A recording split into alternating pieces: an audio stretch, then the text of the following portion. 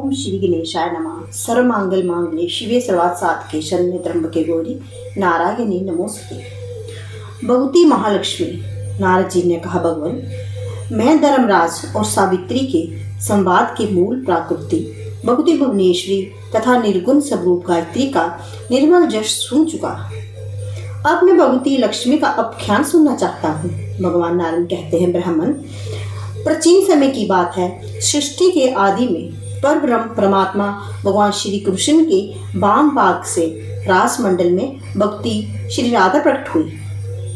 पर ब्रह्मा परमात्मा भगवान श्री कृष्ण के साथ विराजमान रहने वाली ये देवी उनकी इच्छा के अनुसार दो रूप हो गई। बाएं अंश से लक्ष्मी का प्रादुर्भाव हुआ और दाहिने अंश से श्री राधा जी विद्यमान रही। तब भगवान श्री कृष्ण उन्हें गौरव प्रदान करने के विचार से स्वयं दो रूप में प्रकट हो गए। अपने दक्षिण अंश से वे दो भुजाधारी श्री कृष्ण बने रहे और बाएं अंश से चतुर्भुज विष्णु के रूप में परिणित हो गए। उन्होंने महालक्ष्मी को भगवान विष्णु की सेवा में समर्पित कर दिया। फिर चतुर्भुज भगवान श्री विष्णु भगवती लक्ष्मी सहित वैकुंठ धाम को पधार गए। ये भगवान श्री विष्णु और भगवान श्री कृष्ण दोनों समस्त अंशों में से एक ही समान हैं। भगवती श्री महालक्ष्मी योग सिद्धि के कारण नाना रूपों में विराजमान हुई।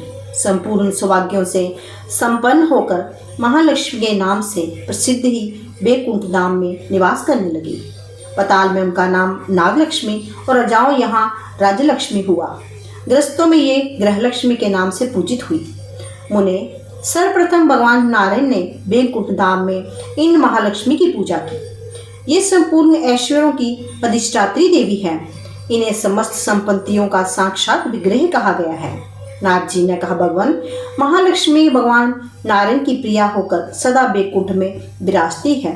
पूर्व काल में भगवान नारायण की बात सत्य करने के लिए इन देवी ने पृथ्वी पर आकर समुद्र की कन्या होने का प्रस्ताव स्वीकार कर लिया था।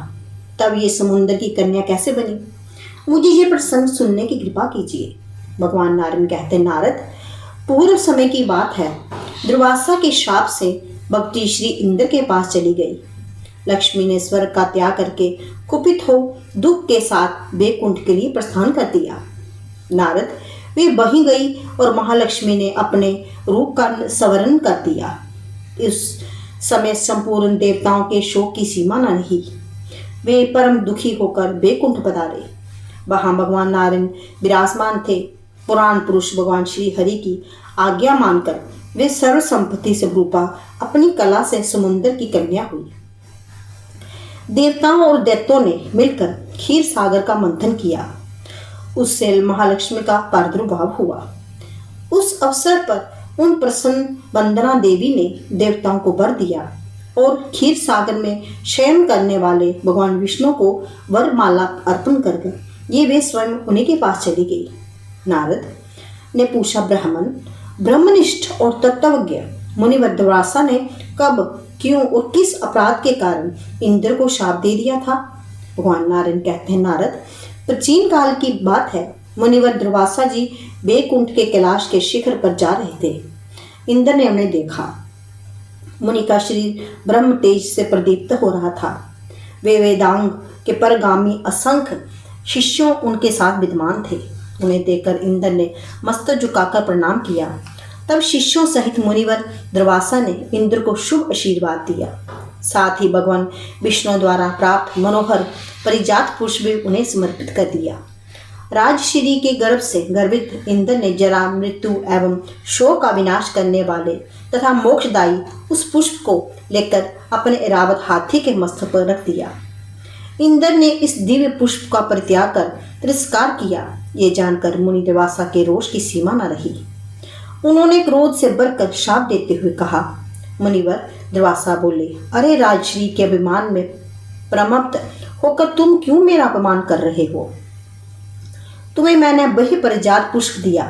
गर्भ के कारण तुमने स्वयं इसका उपयोग ना करके हाथी के मस्तक पर रख दिया।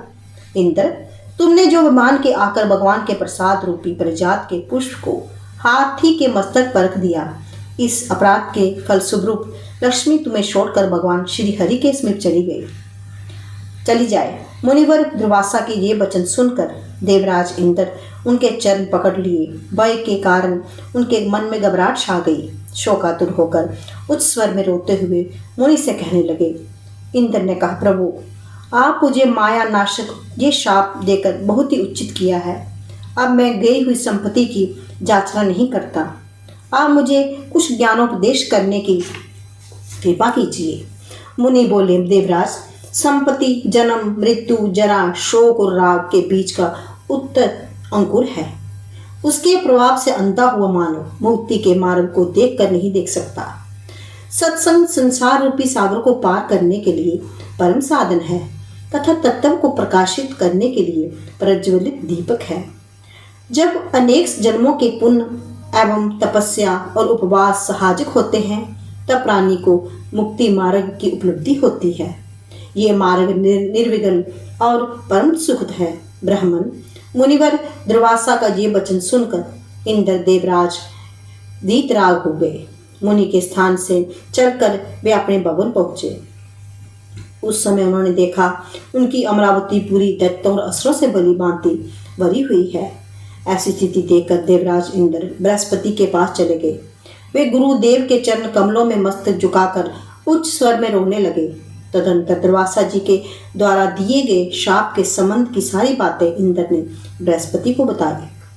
बृहस्पति सुरश्रेष्ठ नित्यज्ञ पुरुष विपत्ति के अवसर पर कभी घबराता नहीं है।